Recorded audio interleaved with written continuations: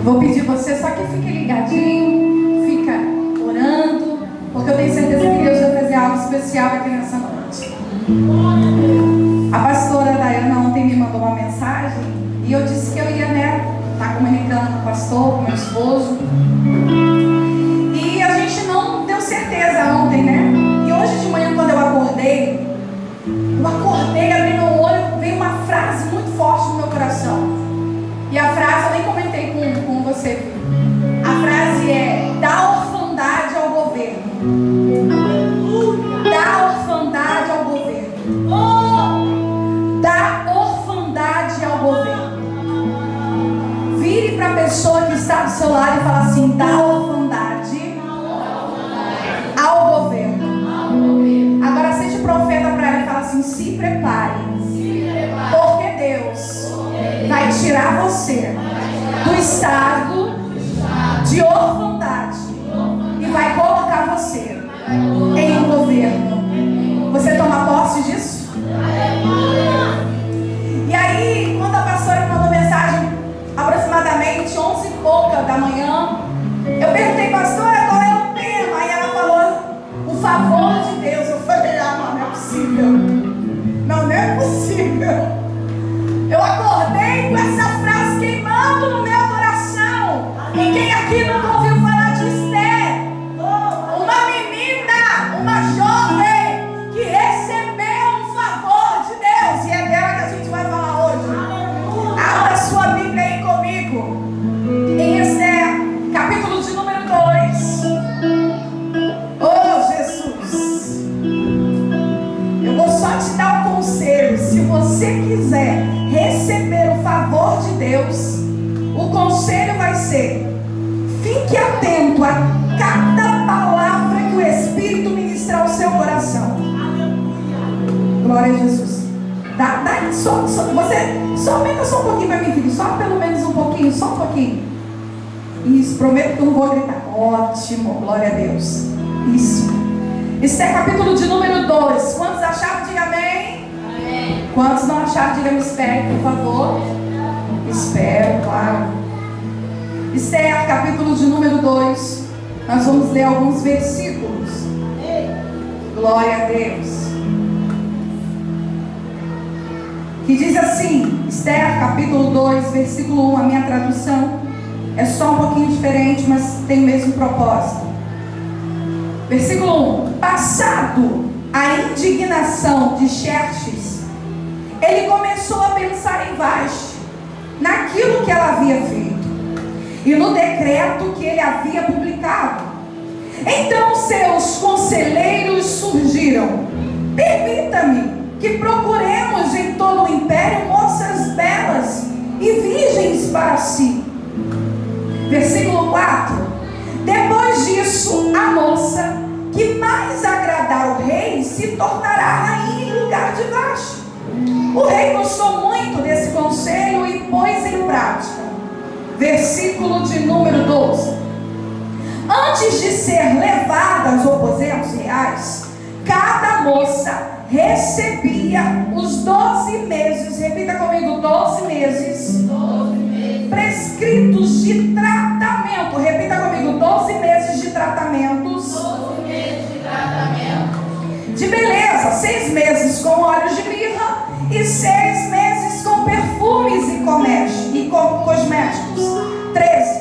Quando chegava a sua vez de ir aos aposentos reais, podia escolher do harém as roupas e as joias que quisesse. Grava o versículo 15, por favor. Esther era filha de Abiail. Repita comigo, filha de Abiail. Tio de Mardoqueu. Mardoqueu havia adotado Esther, sua prima mais nova, como filha. Quando chegou a vez de Esther se apresentar ao rei, ela aceitou o conselho de Hegai, eunuco, encarregado do harém. Não pediu nada além do que ele sugeriu e agradou a todos que a viram. Esther foi levada ao rei Xerxes no palácio real no mês de dezembro. Repita comigo, no mês de dezembro. No mês de dezembro.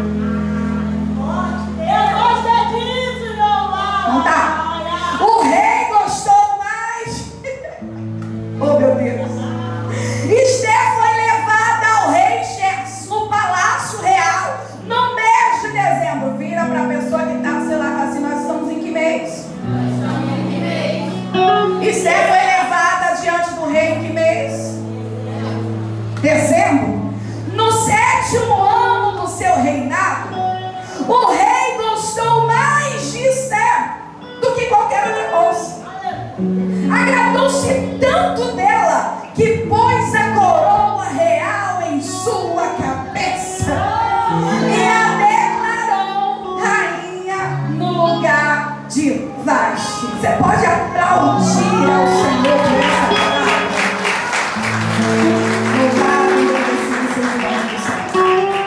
Gente, eu fui impactada com essa palavra quando o Senhor falou comigo.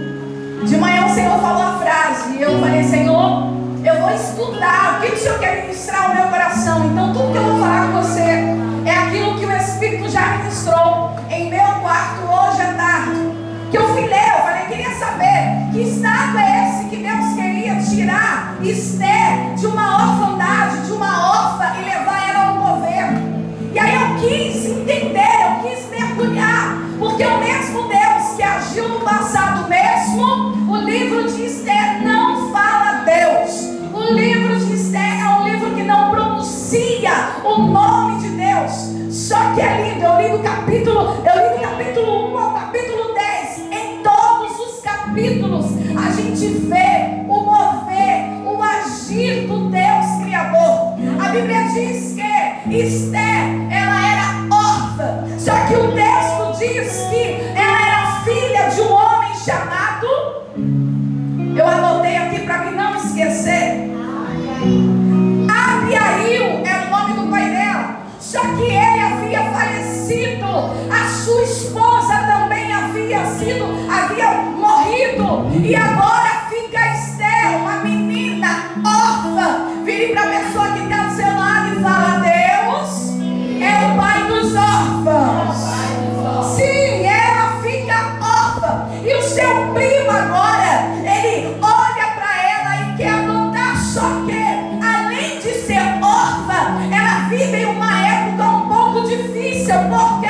Porque quem aqui, todo mundo sabe que Deus escolhe o povo de Israel para ser um adorador, para adorar a Ele, para bendizer o nome dEle. Só que depois que Deus divide as tribos, ela faz parte da tribo de Benjamim. Só que eles esqueceram de Deus, eles esqueceram do seu Criador, eles esqueceram porque que eles nasceram. E é assim às vezes. Deus promete coisas pra gente, Deus nos dá coisa, e quando a gente possui a terra, a nossa herança, a gente se esquece de Deus. Mas eu tenho um conselho pra você: se você se esqueceu de Deus hoje à noite, se você lembrar do que Ele já fez por você, a Bíblia diz que agora essa tribo, o povo de Israel, se esquece de Deus. E Deus, de novo, né? Vocês se esquecem de mim. Eu prometi que vocês iam tomar a terra, prometi, eu dei a vocês. Só que agora tá tudo no conforto e vocês se esquecem de mim, se esquecem de me adorar, se esquecem de fazer holocausto para mim. Então Deus permite que o povo da Babilônia invade o território de Israel e leva eles cativos. E nessa vai Esther e vai o seu primo Mordecai. Só que a história é linda, que ela, além de ser órfã, agora é cativa. Além de ser órfã, ela também agora é escrava. Mas eu acho lindo, por quê?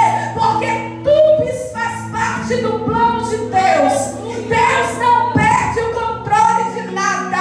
Vire para a pessoa que está ao seu lado e fala assim: Deus não perde o controle de nada. Aí a Bíblia diz que agora, o texto, eu vou correr um pouquinho, o texto diz que agora eles são escravos. E o rei Xerxes agora faz um banquete, dura dias esse banquete. Depois ele toma um pouco de vinho, ele fica alegre demais. E ele começa a pedir os seus servos para ir buscar Vasti e trazer Vasti, porque Vasti era muito bonita. Ele queria apresentar a sua rainha aos seus companheiros, aqueles que estavam ali. E deixa eu te falar, Vasti significa incomum. O significado da palavra, do nome Vasti, significa incomum, ou seja, ela não era uma mulher comum, ela não era uma pessoa comum, ela era incomum, ela era superior, ela era diferenciada. Só que hoje o Espírito ministrou no meu coração que uma mulher incomum pode ser o que for, mas se não for obediente, quebra princípios, ela pode até ser diferenciada. Isso é para o homem ou para a mulher. Ela pode ter cargos, ele pode ter cargo, mas se ele não estiver disposto a obedecer a um pedido, a um chamado do rei, ele perde aquilo que é por direito dele. Mas eu queria que você olhasse para a pessoa do teu lado e falasse assim: fica tranquilo, porque Deus vai levantar pessoas comuns no meio de pessoas incomuns. Eu amo esse Deus. A Bíblia diz agora que Vaxi perde o seu reinado. E agora o rei fica entristecido e dá uma sugestão: rei, vai lá, rei, vamos procurar moças belas, virgens, bonitas, para que seja agora rainha no lugar de Vaxi. E a história diz o seguinte, que o rei gosta da ideia, faz decreto, envia, e dentro dessas moças agora está essa mulher chamada Radassa Esther, que significa arbustre. Esther significa estrela, estrela. Só que no original, no hebraico, significa arbustre. Era como se Deus estivesse falando assim: eu quero que você saia do arbustre e venha brilhar. Eu quero que você saia daí e venha brilhar. Mas como eu vou brilhar se eu sou órfã, se eu sou escrava? Não tem problema, você tem agora uma grande oportunidade. Por quê? Porque cativeiro é oportunidade para Deus revelar o seu poder. A gente às vezes reclama de cativeiro, mas cativeiro é uma grande oportunidade de Deus revelar o seu poder a seus filhos. Cativeiro é uma oportunidade de Deus revelar o seu poder a seus. E a história diz o seguinte, que ela vai lá e ela agora precisa passar por um processo. E ela no meio de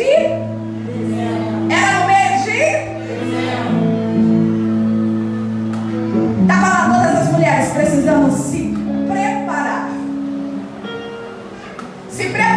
porque elas iriam se apresentar ao rei. E o Espírito falou comigo: Priscila, eu tenho governo para os meus filhos. E é claro que antes de chegar a esse governo, eles passarão por um momento de tratamento.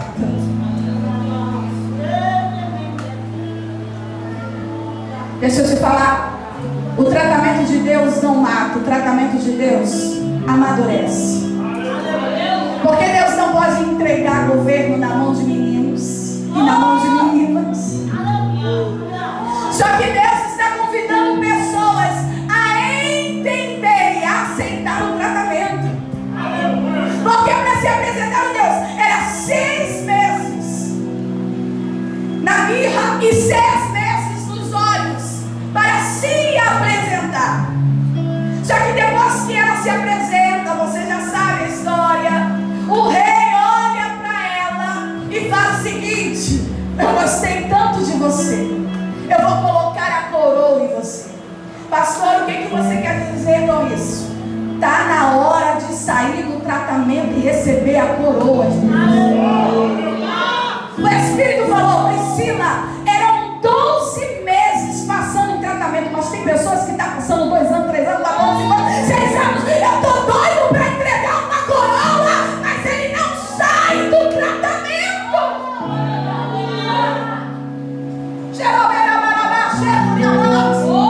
Eu estou doido para presentear com uma coroa, mas eu sou órfã, mas eu sou isso, mas eu sou aquilo. E quem disse que Deus precisa saber da sua nacionalidade para ele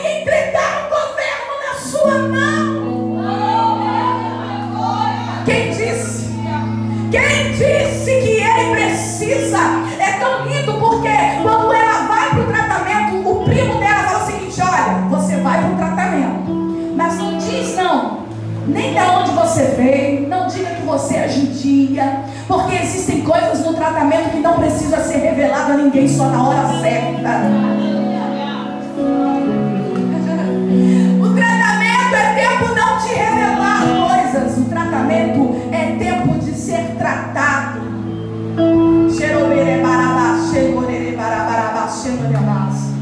E ele dá essa instrução para ela e diz o seguinte: não conta que você é judia, só vai.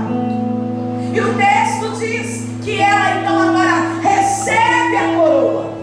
Só que você já sabe, Mordecai, ele não se rende a Amã, que tinha um patamar alto, uma autoridade na cortesia. E ele fica tão indignado que Mardoqueu não se rende. E aí ele rasga as suas vestes em sinal de luto, vai para o palácio. Esther, que agora está dentro do palácio, percebe, fica sabendo que seu primo está nessa condição, manda um mensageiro lá, manda perguntar a ele o que está acontecendo. Ele fala, manda recado para Esther e fala: Esther, olha só, está acontecendo isso. Esse tal de Amã aí está querendo matar todo mundo, está matando, quer matar todos os judeus, quer matar a mim. E não pense você que você também vai se escapar, porque você também é judia. Faça alguma coisa.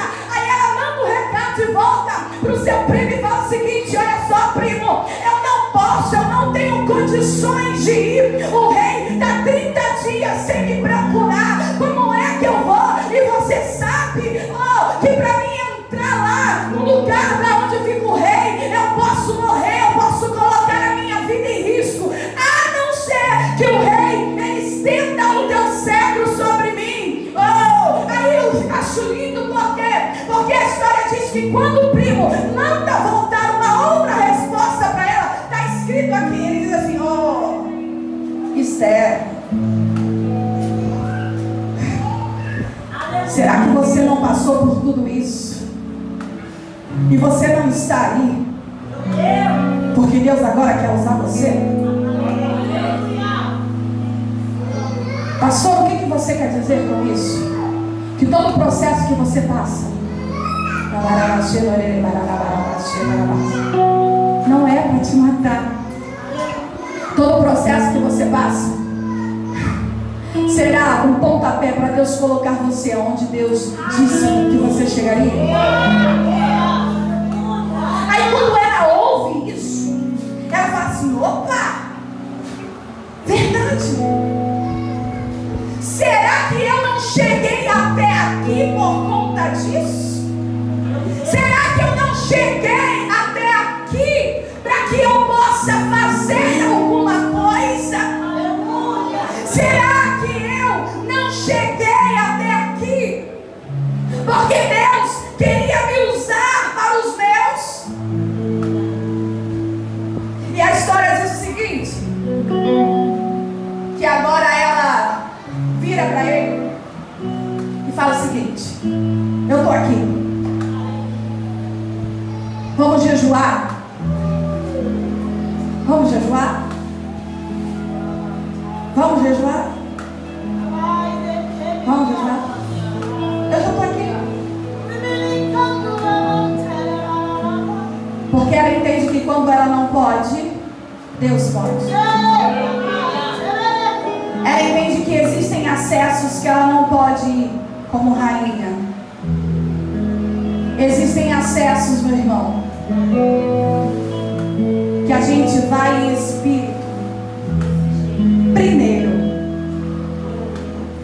E de repente você está aí se lamentando por tudo que você passou na sua vida. Mas o que você está fazendo para sair dessa zona de conforto e tomar posse daquilo que Deus já disse para você? O que é que você está fazendo? A Bíblia diz que ela fala o seguinte: então tá bom, eu vou jejuar. Manda o meu primo jejuar. As minhas concubinas vão jejuar. As minhas servas vão jejuar. Por 3 dias. Por 3 dias. E aí veio a sabedoria. Ela decide fazer um banquete para o rei. Quando ela faz um banquete para o rei, e o rei é tão... Ele fala assim: o que você você quer que eu faça? Te dou até a metade do reinado. Aí ela não pede nada. Eu não quero que o senhor volte aqui amanhã. Vou fazer um outro banquete para o senhor de novo. Porque existem mulheres, pessoas que sabem tocar no coração do rei. Existem pessoas que têm estratégias diferentes para conseguir atrair alguma coisa do rei. E quando ele sai desse banquete, Mardoqueu agora está no palácio. Amã sai, olha para ele e ele não se curva. E ele fica tão irado, e eu prometo que eu não vou demorar, eu vou ser bem objetiva.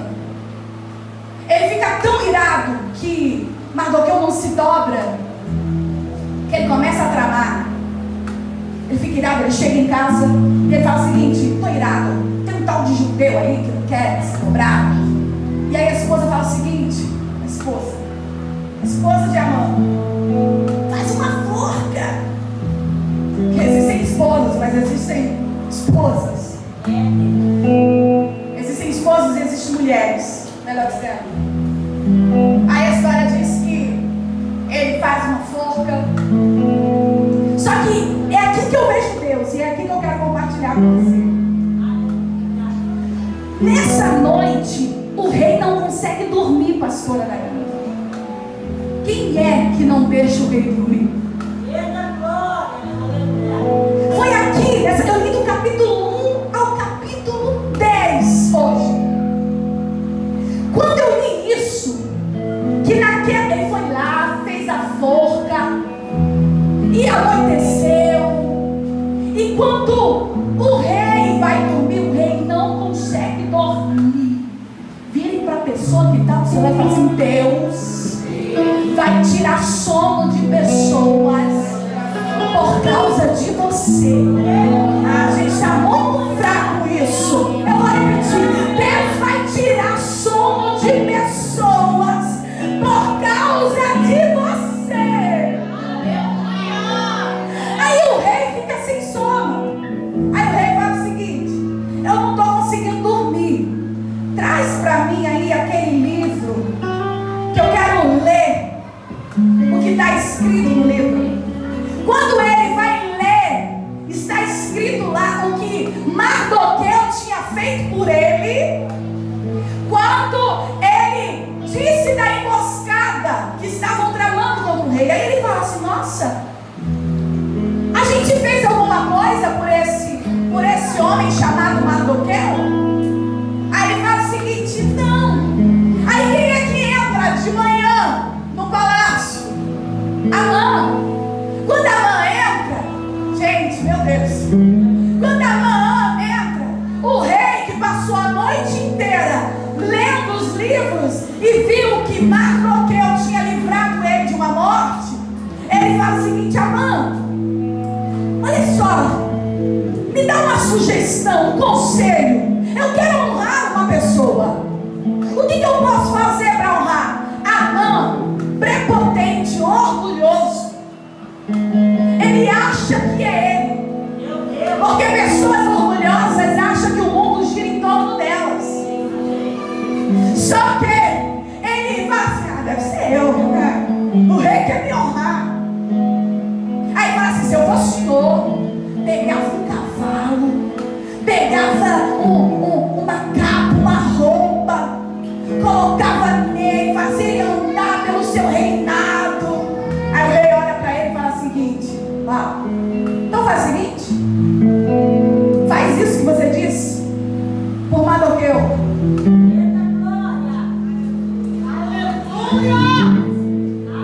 Ele leva um susto, ele vai, faz o que o rei mandou fazer, só que ele fica mais indignado.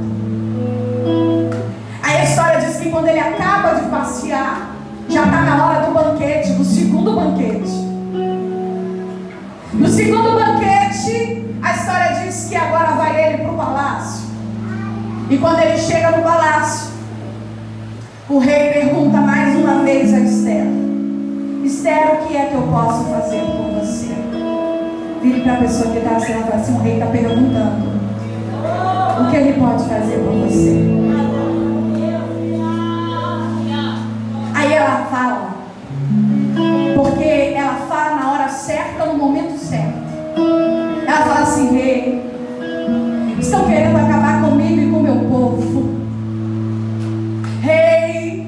Aí o rei fica assustado e pergunta: quem foi? Quem é? Quem disse isso? Porque tinha saído um decreto.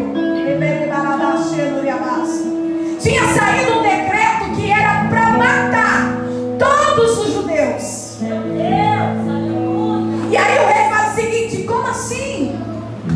Saiu esse decreto? Sim. Quem foi que fez isso, minha rainha? Era quem estava na mesa, comendo do banquete. Aí o rei fala assim: desceu agora isso aqui. É por isso que o salmista diz: Senhor, prepara para mim uma mesa na presença dos meus inimigos. O inimigo está na mesa, é Amã. Aí o rei fica: como assim? Aí o rei fica tão chateado que sai para o palácio. Só que aí ficou assim, eu fico imaginando a cena. Se você ler, você vai ver. Dentro do palácio está Esther. Amã se vê encurralado. É uma cena cinematográfica, né? Eu fico andando na história. E o rei furioso sai. Só que Amã sabe que está perdido e começa a clamar ao favor a Esther. Fala assim: Esther, por favor, Esther, não permita que o rei faça nada comigo. Ele começa a clamar. A história começa a inverter. Quando uma menina que era órfã e cativa começa a entender o posicionamento dela e quem ela era, aquele que era inimigo começa a ceder e começa a perguntar: calma, calma, calma. E quando o texto diz que ele se joga nos aposentos dela, no sofá dela. Quando o rei entra, o rei olha, o rei acha, não sei nem o que o rei acha, o texto não diz, né? Mas eu fico imaginando, né? O rei olha e fala assim: como assim? Ele é tão cara de pau, desculpa a expressão, que esperou virar as costas e está dando em cima da rainha, está clamando pela rainha, está falando com a rainha. Aí chega alguém na história, um eunuco, e fala assim: rei, olha só, rei, ele fez uma forca aí. Meu Deus. Fez uma forca aí. Ah, é. Pode colocar ele lá. Meu Deus, aleluia. O inimigo, né? Que queria matar todos os judeus, né? Pastora, por que você contou toda essa história? Primeiro, porque o cativeiro pode ser uma grande oportunidade para você crescer. Segundo, entender o processo 12 meses antes de sentar em um trono, em sentar em lugares altos, em sentar onde Deus quer colocar você. Vai levar tempo, mas não é eterno. Foram 12 meses e o Espírito falou comigo: está na hora de passar essa fase. Está na hora de você chegar aonde eu disse que você chegaria. Está na hora de você. Vai romper 2022 e você vai ficar do mesmo jeito 23, 24, 25, 26. Se você não entender o que eu tenho para você. Mas pastora, eu moro na Vila Canaã. E daí? Quem disse que Deus deu a última palavra para você? Eu disse para o Senhor que eu quero ir para os Estados Unidos e eu moro em Araruama, não tem problema, porque eu sei a promessa que Deus tem na minha vida, e se Deus vai fazer na minha, Deus também vai fazer na sua. Esses dias eu cheguei lá na igreja, aí a missionária Cláudia, ela estava dirigindo o culto, e de manhã eu tinha orado ao Senhor, e eu sou gonçalense, eu não sou de Araruama, ele que é de Araruama, e de São Gonçalo eu fui para o Rio de Janeiro, foi lá que a gente se conheceu e aquela coisa toda. No culto de casais a gente fala isso, que eu falar para vocês como é que foi que a gente ficou junto, né, amor? O negócio foi sério. Eu tava com um cara, não sei, vou falar porque eu estava não falando, eu tava com uma outra pessoa no culto, namorando, eu namorava. E ele com esse violãozinho como sempre, ele gosta muito.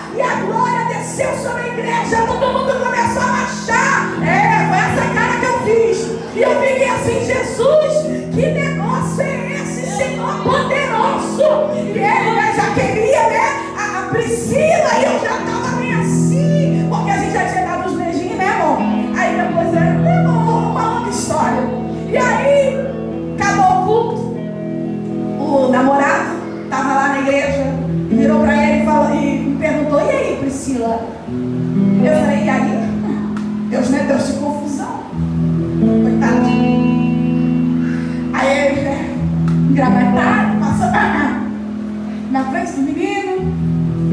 Só que numa segunda-feira depois, Deus falou comigo. Num sábado depois, Deus falou comigo: vou honrar o profeta. Deus falou comigo. E eu falei assim: Senhor, se o Senhor vai honrar o profeta, eu vou largar o namorado. E se eu largar o namorado, eu vou ficar com o André. Se eu ficar com ela, não, Senhor, não é isso, Senhor. E o Senhor falou comigo: Priscila, o que eu tenho para você, Priscila, são coisas que você ainda não sabe. Sabe o que eu quero falar para você? Filhos de Deus não se mandam. É melhor você viver a vontade de Deus. Para a glória de Deus. Eu tenho um casamento abençoado. Minha filha estava aqui e ela virou para mim e falou assim: mãe, meu pai vai cantar? Eu falei assim: vai. Eu posso dançar? Falei: pode ser a maneira que você quer adorar, minha filha. Pode dançar. Eu quero dizer que quando você vive a vontade de Deus, que quando você vive a vontade de Deus, você pode não entender no momento, mas os frutos da vontade de Deus vai ser grandes e poderosos sobre a sua vida. Decida obedecer ao Senhor. Mas Priscila, eu sofro. Priscila, eu sou órfã. Priscila, deixa eu te falar uma coisa. Eu também fui órfã de pai vivo. Eu também tive um casamento de traição. Eu também fui muito decepcionada da vida. Só que Deus falou, e vocês louvaram aqui: os planos de Deus são maiores que os seus. Só que até quando nós vamos ficar nesse vitimismo, choramingando porque aconteceu isso, aconteceu aquilo outro? Deus está falando: para de olhar para o cativeiro, para de olhar para a orfandade, comece a olhar porque eu tenho para você. Comece a olhar tudo aquilo que eu falei para você. Comece a tomar posse daquilo que eu tenho para você. Jeremias 29 ontem diz: bem eu sei os pensamentos que eu tenho a respeito de vós, pensamentos de paz e não de mal, para vos dar um futuro abençoado. Segura na mão da pessoa que está do seu lado e levanta. Então o futuro de Deus para você é um futuro abençoado.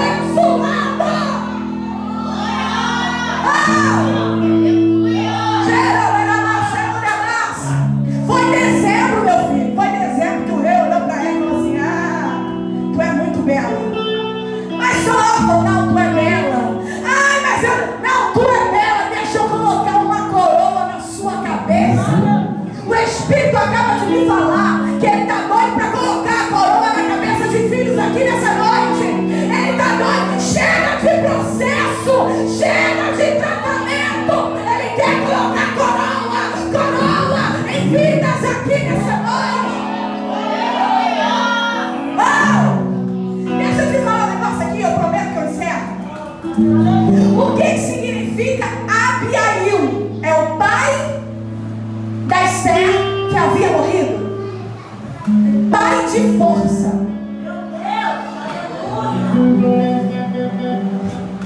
Quando eu vi isso,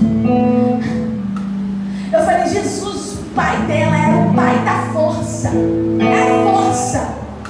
Só que quando a força da terra morrer, existe uma força do céu que não morre. Quando não tiver mais alguém que te dê força aqui na terra, existe alguém no céu que não perde a força. Eu fico imaginando, se coloca de pé aí. Eu fico imaginando Deus olhando para Esther e falando assim: filha, você pode até não ter a força que precisa aqui na terra. Você pode até não ter a força que você necessita aqui na terra, porque seu pai já morreu. Mas fica tranquilo, filha. Fica tranquilo, filho. Porque o que te faltar aqui na terra, não falta no céu.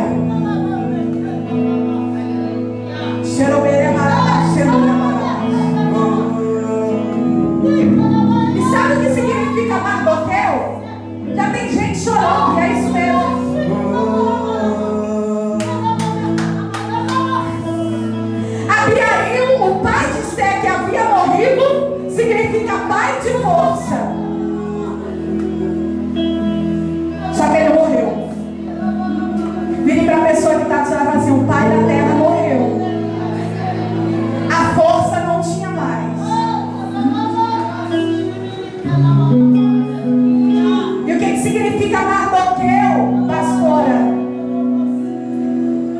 Seu nome